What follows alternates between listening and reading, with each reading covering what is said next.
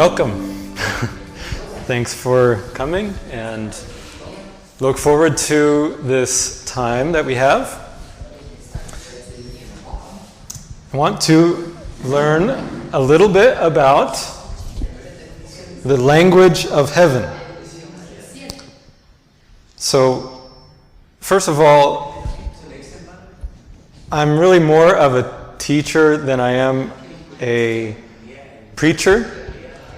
So I like to have a little bit of feedback sometimes. So feel free, if I ask a question, even if it's a silly question, to answer, call out an answer. I would appreciate that. All right, so today we're going to learn some basic principles about the language of heaven. And we'll look at some examples of how that works in the Bible and how God speaks from heaven, especially. And we've already had a little bit of a hint to how God speaks from the children's story. Maybe we'll mention that again. But we will look especially at what God is speaking today to the world. We'll see a little bit of that. But especially how God speaks from heaven. So what comes to your mind when I say the word apple?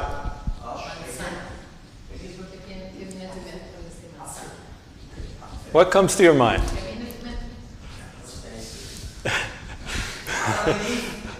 Okay, Adam. Okay. Maybe one of these.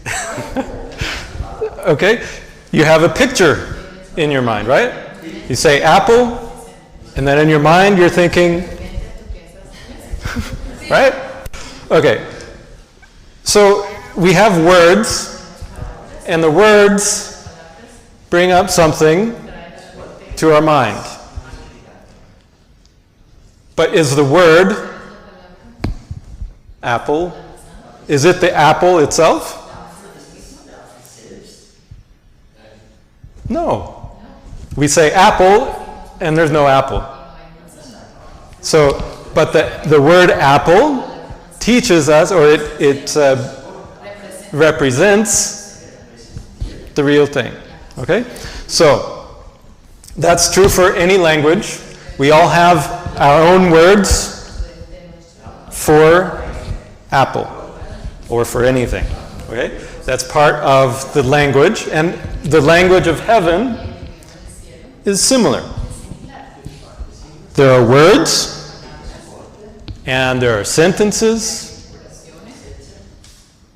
and it's based on our experiences.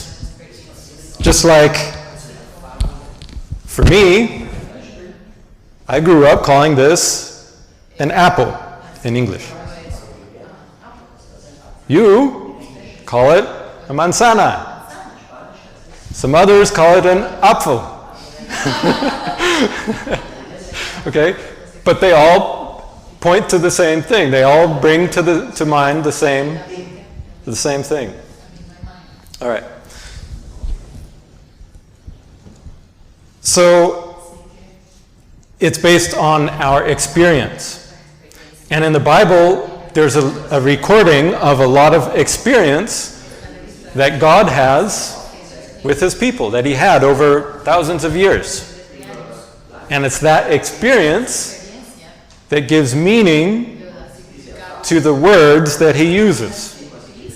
All right? Just like it's our experience that teaches us that the word apple means that fruit. All right? Good. Is it only words that can have that representation of something else? What if I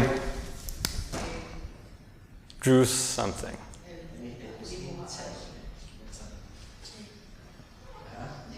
Yeah? Yeah? There's no words, right? But it still brings to mind the same thing. All right. Or smelling, if you smell something. Sure. Many different things. Just the lines point to it brings that to mind. So, we would call this a symbol. Okay? But effectively, it's the same thing as a word. You could even you use emojis on your cell phone. You can just put the picture in there and it replaces the word. It's the same thing. And this is a lot about how the language of heaven works. It works on symbols. These are the words. It's not as much in the words that we use, but they're in symbols that we see with our eyes. Okay. So, for example, the Bible talks about sheep.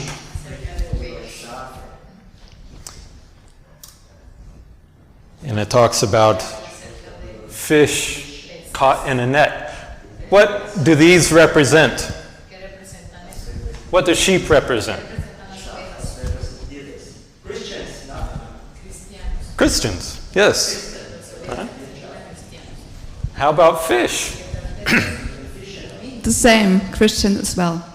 Yeah, so we can have two different things that also say more or less the same thing. But that's true in any language, right? You have more than one word that you can use to describe the same thing. Now, there's one important point to make. So, say we understand that sheep represent people or Christians. Why? Is it because Christians are really hairy and woolly?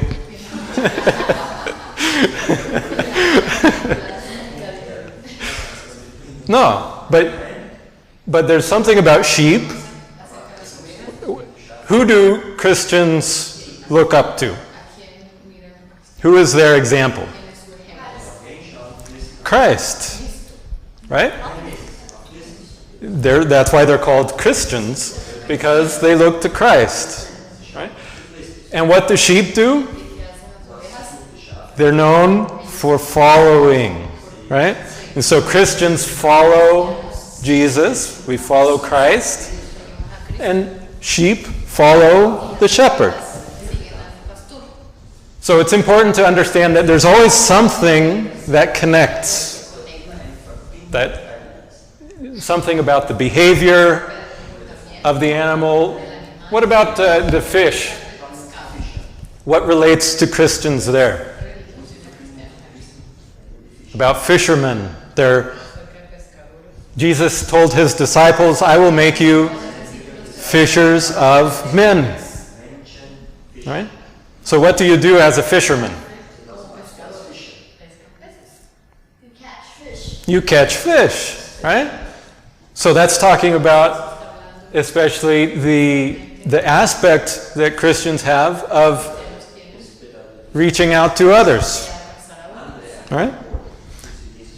So these are all things that are captured in there, but it's very important to understand that when we're speaking in the language of pictures, it's never the case that everything about it is important for what we're trying to describe. There's other characteristics, but there's usually one thing or a few things that are important, and the rest is less important or not important. All right. So these would represent like words. in our language, right? But we want to put those words together to make a sentence. It's not enough just to know apple. You have to be able to put that into a sentence. And one example of that, by the way, these would be called then a sign. In the heavenly language, when you have more than one symbol working together, that's a sign. So let's look at an example from the Bible. And this comes from 2 Kings chapter 13. And I put it on the screen in both languages so we can reference it there quickly. But this is a story about Elisha. And he was talking with the king of Israel. And so he does a little demonstration with him. He takes him to the window with a bow and arrow. And he shoots the arrow. And then he says something. He says, "The arrow of the Lord's deliverance." And the arrow of deliverance from Syria.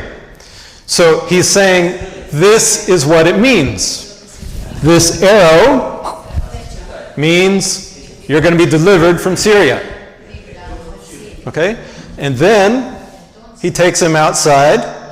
He says, take the arrows and smite them on the ground. All right? And so the king did. He took the arrows and he struck the ground 3 times. Now, what would that mean? If you're taking arrows, he explained what it was. He said, this is the arrow of your deliverance from Syria. All right? And he smote the ground, he struck the ground, and that would represent him striking his enemy, Syria, the land that he was fighting against. And then the prophet was upset with him that he only did it 3 times. Because if he did it more, 5 or 6 times, then that would represent how many times he would strike the nation. So that's an example of the symbols in action. He was doing making a sign. He was speaking in the heavenly language by striking the land with the arrows of deliverance. All right. And we have symbols all the time in our lives, in our language. For example, here are a couple that we're accustomed to. What's the difference between these two? One has the person, what person? It's Jesus on the cross, and one is without Jesus on the cross. So what's the difference? They're both the cross. What do these tell us? What do they point to? Do they both point to the resurrection? If you're resurrected, that means you come back to life. He wasn't on the cross when he was resurrected. But hanging on the cross, that points to when? When he died, right? So these point to 2 times very close to each other in Jesus' life.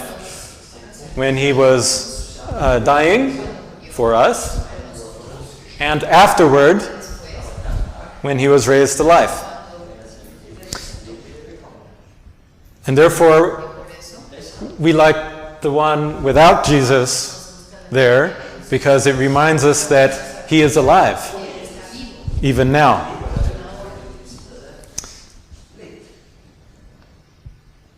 Whereas the other one celebrates his death, and that was very saddening for the disciples, and also for us. But the joy of the cross is in the empty cross. Some other interesting symbols that maybe you don't recognize so often. These are kind of secret symbols. What do you notice in common between these? they're all stone, yes. They're doing this funny little sign with their fingers. Yeah? But notice these are all very different. These aren't Christian. Okay, this one is Christian. That's a statue of Jesus. And there he's making this hand sign. Who's this? It's Buddha. And that's very ancient. Thousands of years old. And yet he's doing the same sign. And then who's this? Billy goat. Billy goat, yeah. That's Baphomet, they call him. Still doing this same sign. Now, I don't know what the sign means. But it's interesting because it shows you that it's older than all of those together, right? The meaning, something very, very old. And that tells us that there is something in society, there's a language, somebody is trying to communicate. Somebody knows what that means. And there is a kind of unity between those. And so sometimes you can see from things like that whether who is really behind it, perhaps. Anyway, I'm not going to talk so much about that, but it's kind of interesting. But for us, we're more interested in what God is saying. This would be maybe what man is saying, or maybe what the devil is saying. Because he was cast to the earth and he inspires people to do things. And it seems like there might be some... Yeah, it's a hidden language. There's some deception going on there. Yeah. Normally, we wouldn't make a connection between these three very different religions. So there's something secret, something deceptive going on there. But we want to see what God has to say and how he speaks. All right. So we can learn from nature, because God is the creator. And let's look at Genesis chapter 1 and verse 14. Here we go. So this is the creation of the world. And it said that God made lights and divided the day and the night. And then he said, let them be for signs and for seasons and days and years. So this is about the lights in the firmament, or on this side.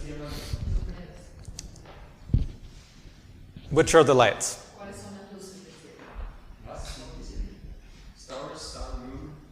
Exactly. We have the sun that gives us light. We have the moon at night most of the time. And we have the stars. Okay? And those are for various things. For signs, that means they're for God speaking. He speaks with the stars, with the sun, with the moon. And they're also for what are these other things? Seasons, days, years. Those are measurements of what? Time. They're measurements of time. All right. So for time and for signs. Good. Let's also look at Psalm 19. It says, the heavens declare the glory of God. The heavens. That means the sky, the stars. I won't read everything, but It says, there's no speech or language where their voice is not heard. So everybody can hear it because you can see it. If you see it, you don't have to know that those words, you can understand it. All right. And verse 5 says, well, let me get that in context. He's talking about their language, the voice of the sun, the moon, the stars, but especially for the sun in this case. Is saying, in the heavens, he put a place for the sun. And then he says, the sun is like a bridegroom. So there he's saying what the word means. We see the sun in the sky. What does it mean? It means the bridegroom. Who is the bridegroom?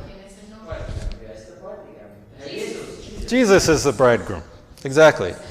So the sun represents Jesus. Okay.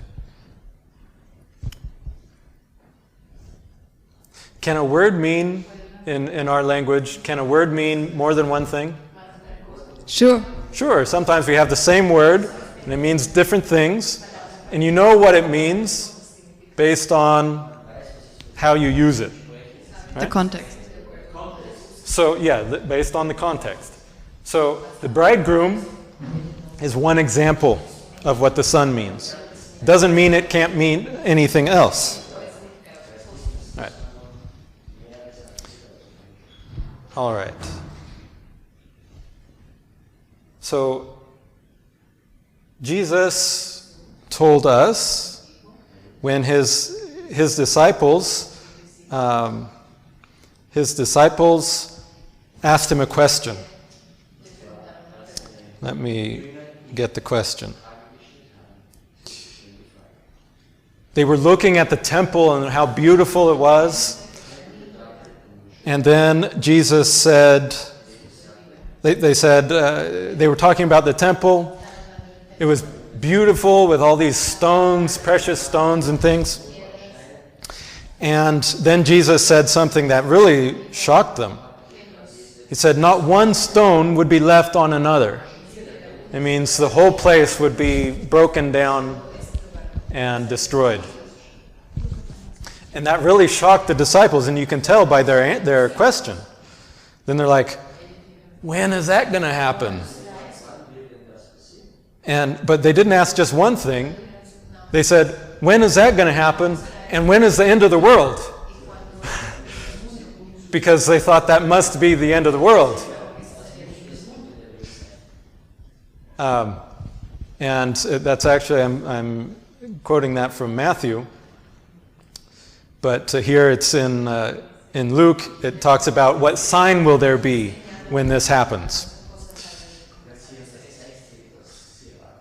So they're expecting a sign for the end when this terrible thing would happen. All right? So Jesus answers their question, but Jesus knows better. He knows that when the temple would be destroyed was not the end of the world. So he actually answers their first question, and then he answers their second question separately. And their second question was about what sign there would be. And then he tells them something interesting. He says, when you see these things beginning to come to pass, what should you do? Look up. And what do you see when you look up? Yeah. You see the sun, you see the moon, the stars, depending on what time of day it is. And what do those things tell us? The time. They tell us about the time. And also they give us signs. All right? That's what we learned from Genesis. All right. Good. So, when we look into heaven, let me go here. In Amos chapter 5, he's giving a prophecy and he says, "Seek him," that is God, "who makes the 7 stars," or he made the 7 stars and Orion, and turns the shadow of death. And he says some other things there, but I just want to focus on that first part. He makes the 7 stars and Orion. What is Orion? Is it a star? Yes? No, Orion is several stars. Okay. Right? What do we call that? It's a constellation.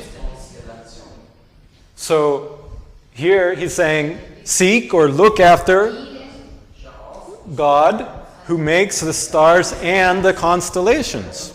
Okay? So in fact the word is that is used there also means constellations. So in the heavens, there's lots and lots of different stars, and they're grouped into constellations. And those have meaning. They're like more words. And so, and Orion is just one constellation, but there are many others. But how do you know what God is saying with those? Right? We need some way to point to them, right? Because they're there all the time. So it's like you have a book full of words, but when you read it, you read line by line, right? So you need something to point to a specific place. So what moves in the heavens that would serve to point? The stars, they stay put. They're the same every night. Planets, okay, planets, every night you look out, they moved a little bit. Also the sun. The sun is like a big bright star, right? But we can also, especially with the computers today, but even in ancient times, they knew about where it was in the sky. And so that's a big, because it's bright, it's a big bright pointer that says, look here. And that's kind of like where you're reading in God's book. All right. Now here's an interesting thing. In the Bible,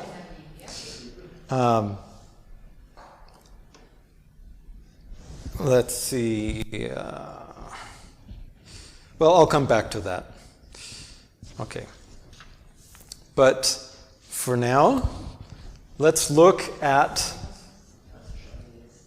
what Jesus was saying in Matthew 24. This is the same story that I was just talking about before, where the disciples were asking him about the buildings of the temple. And then they're like, when is that going to be that the temple will be destroyed? What's the sign of thy coming and the end of the world? And Jesus said to look up, but he also said something else that is interesting. Watch, therefore. This is part of his answer. It's just later down in the same chapter. He says, watch. And where do you watch? Which direction do you look? You watch the stars. You watch the sky. You watch the sun and the moon to understand. What does he say you should understand? Watch, therefore, for you know not what hour your Lord does come. All right? So why do we watch? Because we don't know the time. Now, isn't that why you look at a clock? You say, what time is it? Oh, And then you get the time, right? So the clock tells you the time. It answers your question. If you know the time, do you need to look at the watch? No. So Jesus says, watch, look at these timekeepers, because you don't know what hour your Lord is coming. Now, what happens when you watch? What do you see? You see the hour. You see the time. All right? So many people misunderstand this. They think, oh, you have to look. They think it's just poetic, that you wait for Jesus to come, and you're looking every day, but they don't really believe that they will understand the time. But Jesus says the reason you watch is because you don't know the time, and therefore you will. And he even clarifies that in the next verse. He gives a little example, a story. He says, know this, that there was, know this, that if the good man of the house, the owner of a house, if he knew when the thief was going to come, what would he do? What would you do if you knew a thief was going to come tonight at 2 a.m.? You're going to be standing at your door. Where is he? You would watch, right? And then when the thief comes, you're not going to let him break your house, break into your house, right? That's the point of watching. When we watch, when we see the signs in heaven, we learn the time so that he doesn't surprise us. When Jesus comes, he won't come for us. He won't come like a thief, because we're going to be expecting him, because we know the time. That's the point of watching.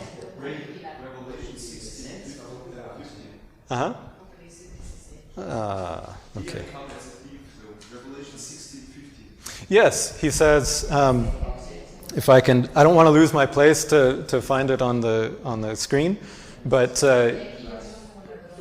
that's when he says, blessed. He gives a blessing, and then he says, I come quickly. Can someone read it for me? Read it in Spanish. He aquí yo vengo como ladrón, bienaventurado el que vela y guarda sus ropas, para que no ande desnudo y vean su vergüenza. Yeah. So that's another example of Jesus calling us to watch as well. Good. Ray, And it's about the thief. Jesus relates it again to the thief and says, if you're watching, he won't come as a thief. You will expect him. could you show us verse 44? Sure.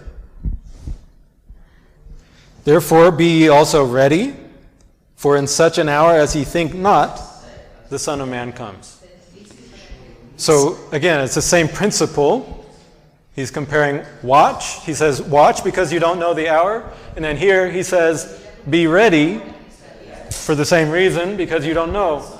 You're not going to expect that. So it's important to watch the whole time. And Sure. it's not, okay, one time you've seen on the watch, okay, now I know the time, and then it's just, I can just don't look it up. Right. But remember the disciples' question. In the beginning, if we look back at their question, they asked him, when shall these things be? So they asked about the time, when the temple would be destroyed. And they also asked, what shall be the sign of thy coming? What's another way you would express that? Yeah, when would you come? Okay. And we look to his clock. We look to the heavens with the sun, the moon, and the stars to learn that time, to see the sign of his coming. They expect a sign. They really expected a sign. Yes. They knew there would be a sign that says, okay, when you see this, I'm coming. Yes. And Jesus also pointed that out when he said, I think it's around 30, yes, thank you. Then shall appear the sign. That's what they were looking for. They were looking for the sign. He talks about some signs that they would see in heaven. The sun would be darkened, like an eclipse, for example. The moon wouldn't give her light. And all these things in the heavens would be happening. And then would appear what they asked about. What is the sign of your coming? Then would appear the sign of the Son of Man. So the sign of the Son of Man is the answer to their question. Yes. What is the sign of thy coming? They could have said, what is the sign of the Son of Man? And Jesus said, you need to look up and watch. And that means, and be ready, look up to heaven, and it's going to appear. Yeah, Jesus said, the sign will appear, the sign of the Son of Man, in heaven. So he made it clear, this isn't going to be an earthly sign. Those will happen also. But it's something that will happen in heaven. So that means we need to acquaint ourselves with God's language in the heavens so that we understand, what does it mean that the sun is there and the planets are there or whatever. You know, we need to understand those things. Amen. So that we can know when Jesus will come, and then, because he comes as a thief, and if we're not waiting for him, if we're not standing at the door saying, when is he coming, when is he coming, then he's going to come when we're asleep, and he breaks into the house. That's not a good thing. You don't want Jesus to break into your house. It's never good to have a thief break in your house. You want to be waiting for him, and then he comes actually as a friend. All right. So, let me look at a couple of examples from the heavens that we have seen, and I think it illustrates very nicely the point. So one,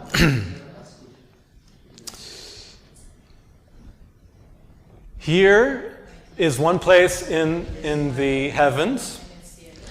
What are we seeing there? What are we seeing Let me there? explain it. Okay.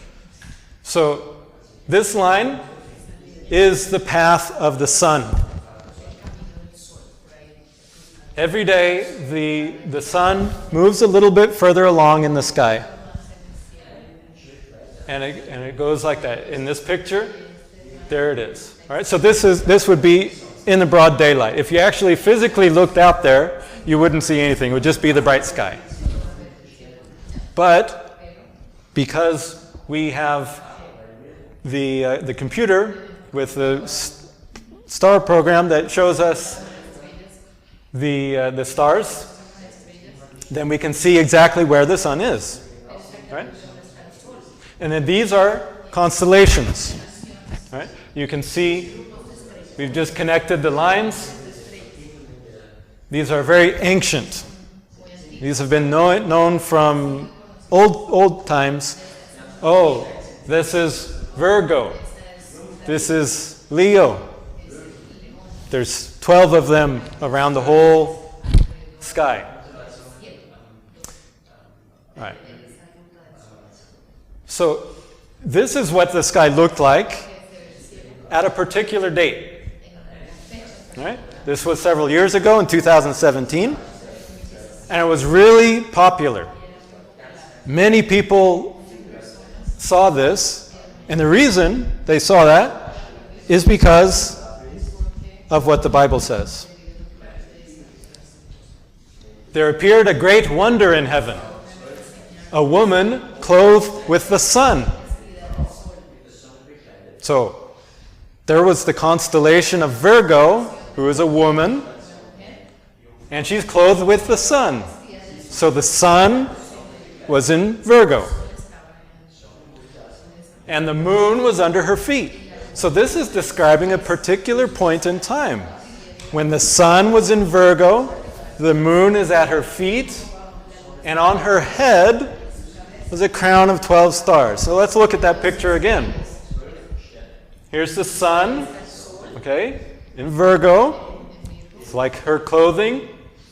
Remember, if you were actually to look at this, she's so clothed you don't see anything because the sun is very bright and it hides everything. But there's the moon at her feet. Okay? Now there's some other things here. Jupiter there that has other meaning, but for the sign, the sun is like her clothing, the moon at her feet. And what about the crown of 12 stars? Here are the stars of Leo. 1, 2, 3, 4, 5, 6, 7, 8, 9. So normally, the sun comes to Virgo every year, and the moon every month. So at least one or two times every year, at least once every year, you're going to have the sun in Virgo and the moon at her feet. Every year. Nothing special. But normally there's only 9 stars in Leo. But at this time, there's Venus, Mars, and Mercury. 3 planets. Those ones move. And so when you would look at this, then you say, okay, 9 stars in their place, but then 3 have come into their place, and 9 plus 3 is what? 12. 12. So there is the crown, and of course the crown is on the head. Right? So there's the crown of 12 stars. And this fulfills that verse in the Bible. It's describing that particular date. It's a date that is written in that verse. That's what the heavenly language is pointing to. Yes, it's so rare that the planets would come directly at that time. It's so rare it wouldn't happen in thousands of years. And of course you can check that also. So, many people saw that. It was a big thing in Christianity. And everybody was so excited. They were like, oh, what could that mean? It must mean the rapture. And so everybody was expecting the rapture. Except us. And why not us? Because we had a clock. We had the Orion clock. And in the Orion clock, here's the Orion clock, all right? It was our trumpet cycle. These are trumpets. I just drew them that way. But this is the constellation of Orion. You can see the 3 stars in the middle, and then the 4 stars on the outside.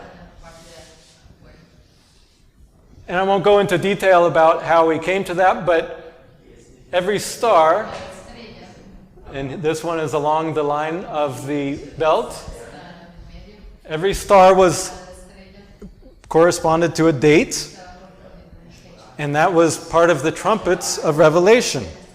Because there's a series of 7 trumpets in Revelation, and so we understood when they would be sounding. And this was September 23rd, this sign. All right? And we knew that that was in the time of the 4th trumpet. All right? September 14th, so it was a little bit after the beginning of the 4th trumpet time. All right? So we knew there was still more time to come. It wasn't going to be the rapture. Now, that's nice, but one thing that's important is we need to have not just a random idea. See, that's the problem with most of Christianity. They saw the sign, and they said, wow, that never happened before, it must be the rapture. But there was nothing in the Bible to directly say that should be the rapture. We understood that it was in the fourth trumpet time. Now look what happens when you compare what we see here, where the sign is described with the sun, the moon, and the stars, and then we look at the fourth trumpet. What does the Bible say about the fourth trumpet? Here in Revelation chapter 8, verse 12, the fourth angel sounded his trumpet, and the third part of what? The sun. And the third part of the moon. And the third part of the stars. So in this trumpet, it's talking about the sun, the moon, the stars. Just like it was with the woman. So it's a relationship. It shows, hey, there's something similar between this trumpet time frame and this woman sign that's in that same time frame. That's a relationship that we can see because we had the clock, the Orion clock. But there's a little bit more. In the next verse, still of the trumpet, he says, I heard an angel flying through the midst of heaven and saying with a loud voice, "Whoa, whoa, whoa." And what this woman, by the way, in the previous picture, in the Bible, it describes her as being pregnant. And she's about to give birth. And what does a woman do when she's going to give birth? Exactly. There are woes, there's pain, birth pains. Okay? So you can see how this time frame of the fourth trumpet, the description of it in the Bible is very similar or compatible with this sign that everybody saw. So the two need to be put together. The Christian world saw the sign of the woman, but they didn't have the clock. Only we had the clock to go with the sign. And unfortunately, many people dismissed the sign. They said, it wasn't the rapture. It was just imagination. But it wasn't. It was really, truly the sign. But it needed to be understood in terms of the clock. Only those who are watching, who would know the time, could understand that.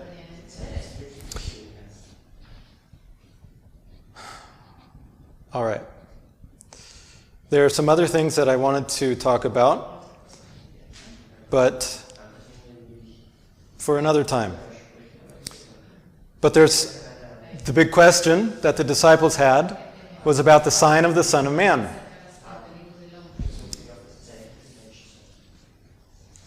And because we have been watching, we've been looking at the stars and comparing that to the Bible. That's the important thing. You know, you can read the daily horoscope, and that's looking at the stars. But it's just imagination as to what that means. We need it from the Bible. Otherwise, it tends to be just astrology. If you just make up stuff, you can imagine, you have a lion and a woman. You can imagine a story behind that, but it's silly. It's just, that would be like reading the horoscope. But we have the Bible, and the Bible tells us what the signs mean. It's a lot like putting together a puzzle. You know the jigsaw puzzles? You find where the piece goes and you do that. That's how, especially the Revelation, that's how it works. This sign is one piece of the puzzle. Now we understand where Revelation 12:1, what it points to. We have that piece in place. And this gives us confidence in that because we see that relationship. So we know, yes, that was right. We weren't just imagining things because it fits with the clock. The clock and the Bible and what it says, it fits it together. So let me skip forward some, sadly, to another sign. Now this is the sign of the Son of Man. This is what the disciples were asking about. Now, this is very different because we're looking at something else. It's not the sun. It's not the planets. What is it? Where did these lines come from? There are comets. What is a comet? A comet, okay, when you look at a comet, it looks a lot like a star. They're even called stars sometimes. They're a little bit fuzzy. They have a cloud around them. And you remember Jesus said he would be coming in the clouds. So the comets, they're like a star with a cloud. And these lines, that's showing us the path of the comet, how it moves in the sky. Okay? There are two comets we're looking at. One comes from the clock, and it goes this way, and then comes down to the head of Orion. What's the name of this clock? You just said The clock. horologium, it's called, or in Spanish, it's just the reloj. The other comet comes the opposite direction from the river and travels to the clock. Now you remember the Orion constellation. This is the clock that told us when the woman sign fits, right? So this is a clock also. So we have a clock on one side, and we have a clock on the other side. In fact, many people, since ancient times, have seen this. It has the shape kind of like an hourglass. So it is very much a literal clock. It's like an hourglass, draining the sand. You could even see some of the sand draining down into the bottom part of the hourglass. So this is also about the time. Specifically about the end of the world. Now, if you look at the shape of that, because God uses shapes, He draws, and this is His artwork, if you will. The path of the comets. Right? What do you see there? It's not an apple. It's not an apple. A fish. Yeah, it looks a lot like a fish. What kind of a fish? Like,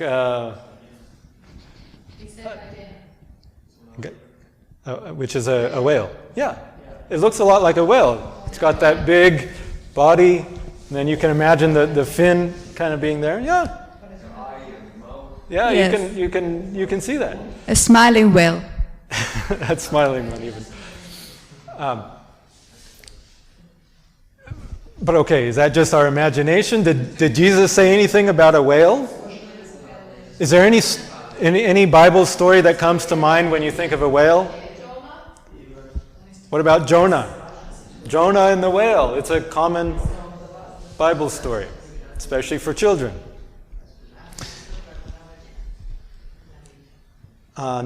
Did Jesus say anything about that in relation to the sign of the Son of Man?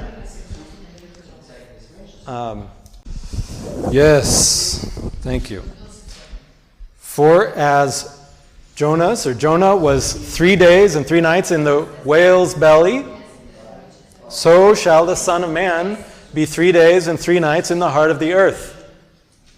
All right, so this was talking about the sign that Jesus would experience at the cross, but it has a greater significance also because it points. He says, he prefaces it saying, an evil and adulterous generation seeks after a sign, but there shall no sign be given to it but the sign of the prophet Jonah. All right? So he's saying, Jonah and the whale, that was a sign. And he connects that. He says, an evil and adulterous generation. Does that explain our generation? I think so. Yes. I would say this is an evil and adulterous generation. We live in a time that accurately describes us. Amen. Not us, hopefully, but this generation. And he connects that with the sign of the prophet Jonah. All right.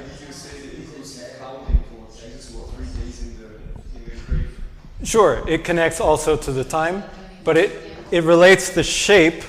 It relates this whale to the sign of Jesus' coming, of the end of the world.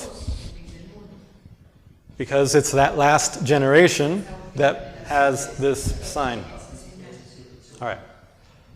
So that tells us that it's not just our imagination, that God drew this like a whale. Okay, there's a lot more to that. But I don't have time for everything.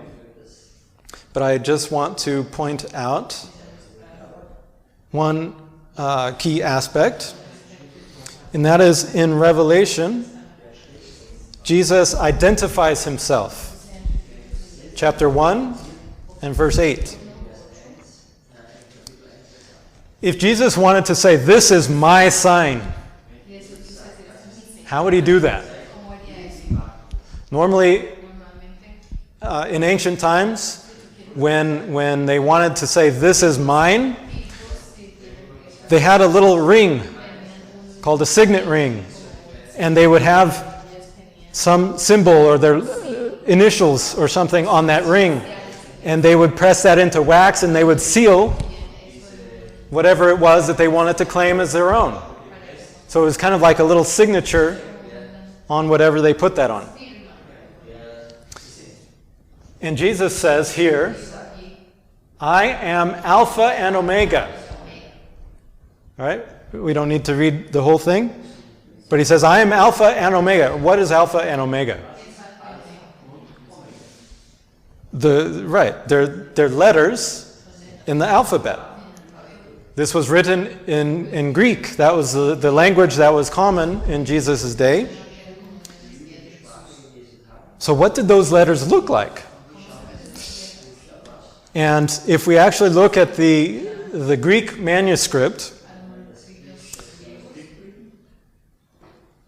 this is what Greek looks like.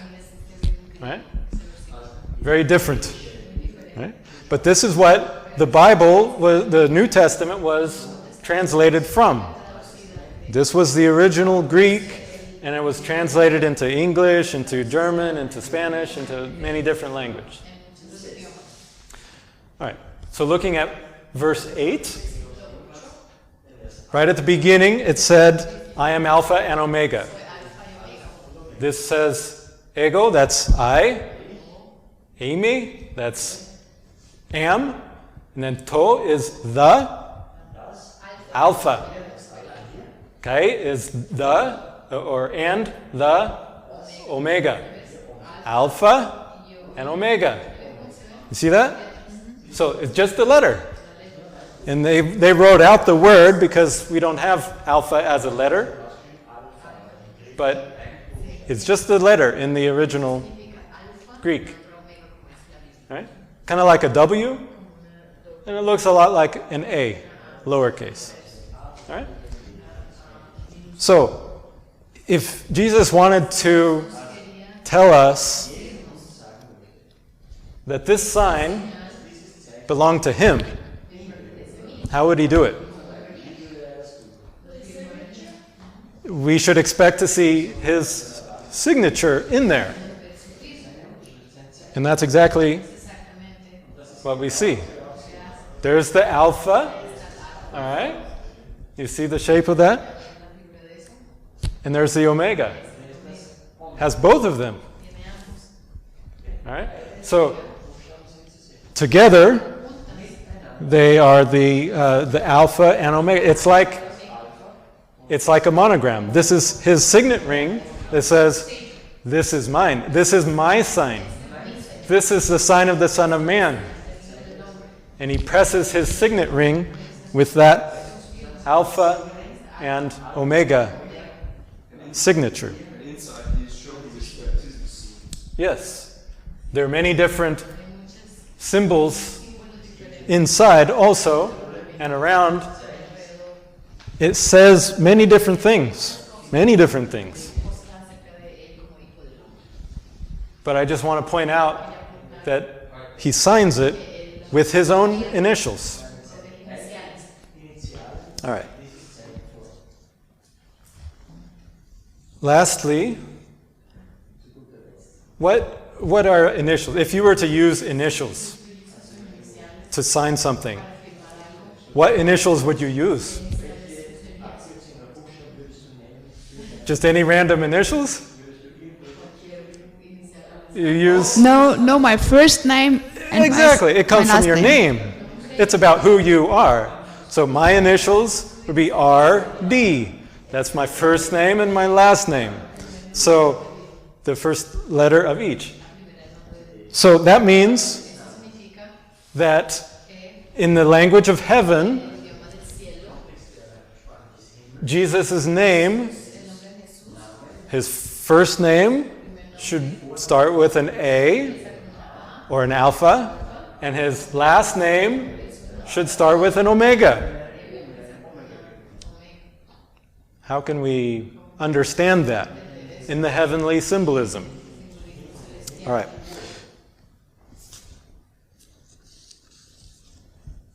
If we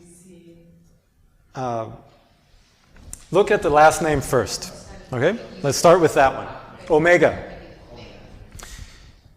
That's the family name, right? So if you look in the heavens, we have many different constellations, right? They're like little families of stars. So what families of stars start with Omega? If we were to write the names of the constellations in Greek, which ones would start with Omega? There are 88 different constellations in the whole sky. Northern hemisphere, southern hemisphere, 88. It's a lot. Only 2 start with Omega. Only 2. Interesting. What's more interesting, these are the 2. The very 2 that are clocks. These are the only clocks in heaven. The only ones. 88 constellations. There's 1 hourglass, and there's 1 clock. Orion, when you write it in Greek, this is the Omega. This is a capital because it's a first name. It's a pronoun, and they started with a capital letter like we do in English and Spanish. But that's the Omega. Okay? Orion. You see the O sound, Orion. It's also an Omega. And horologium is orologion in Greek. The only 2. And there they are in the sign of the Son of Man.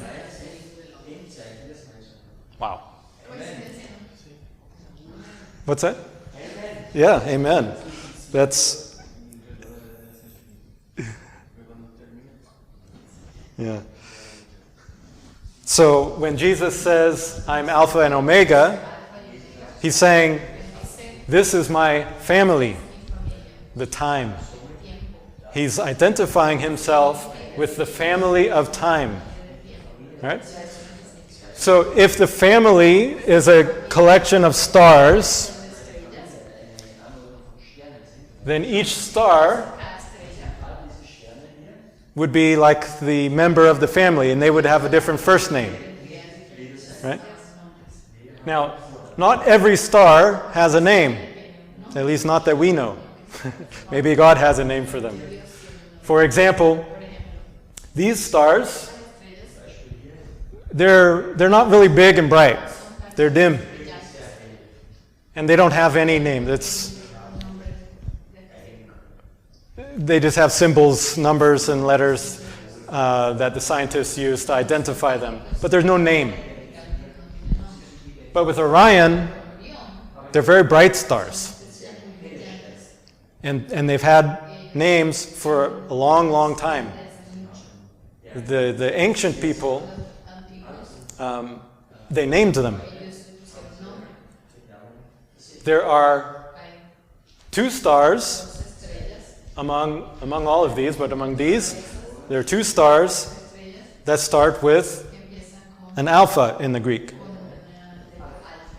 And they're both right here in the middle. One is Alnitak, and the other one is Alnilam in the middle. And you know what? In the Bible, it says that Jesus would write on his people. It's a promise to those who overcome. In Revelation 3:12, if you want to look at it. And he says, I'll write on them my new name. It's at the end of the verse. You can switch to that.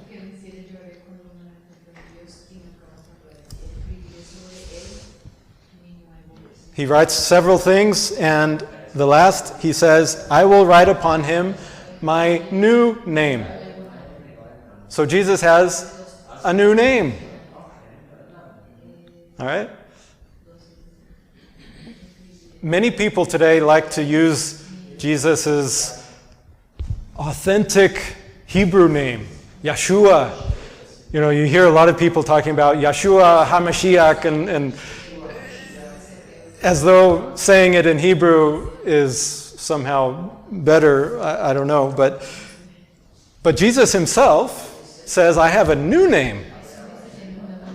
That's something, not an old name, like Yeshua, for example, but a new name. And this is where that comes from. His new name is from this star that represents him. There's a lot that can be said about that, but that's for another time. So, we know Jesus. He's Jesus Christ. But we understand that he's represented by that star that begins with the letter A, Alnitak. That's his new name. And here's, I said there were 2, Alnitak and Alnilam. What do the names mean? Alnilam means a string of pearls. Kind of like the 3 pearls there. Yeah? Nice. Alnitak means the wounded one.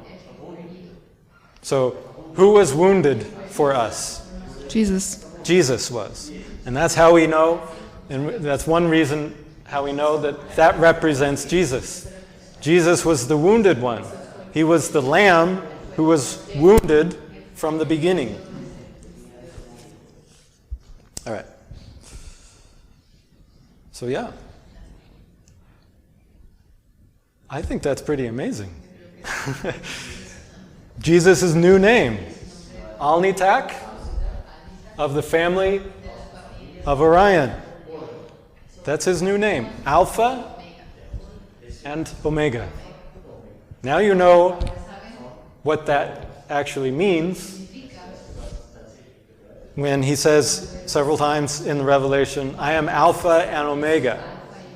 He's saying, I am Alnitak of Orion. He's pointing directly to the heavens. He's pointing to a clock. He wants us to know the time. And so that is our study, is to understand the time, to understand the sign of the Son of Man, so that we can know when Jesus will come. Because that's what he said, so that he won't come as a thief. We're watching for him. And by watching, we learn the time. And learning, of course, is a process. It doesn't happen all at once. He doesn't tell us like that. But we learn. And sometimes in that process of learning, we say, no, that's not him yet, but okay. We still watch. And we look. We understand the clock until we know and we see him really coming. All right. So I hope that you've learned a little bit about the language of heaven today. Good. And that's it. All right. So let's close with a little prayer and then we'll go. All right. Let's stand for prayer.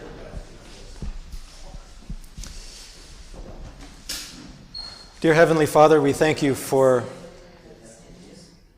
directing our attention to the heavens, where you have written from creation about the time. And you've put many symbols in the heavens to show us different things at different times, to guide us along the way, because it's a journey, and we're walking with you. And ultimately, at the end of our journey, we will continue to walk with you, but directly, to see you face to face. And that is our hope, our joy, our expectation, because we love you and we want to see you coming. And we trust in what you're showing us, that it is indeed your sign, marked with your signature. And so we are full of hope to see you very soon, and we ask that you will help us to share this with others who are also hopeful and expectant, waiting for your return. And we thank you for all that you do in our lives. And we ask for your protection, as you have promised, even through this sign, through these challenging times on this earth. And we pray these things in the name of Jesus, who is the wounded one, Alnitak. Amen. All right.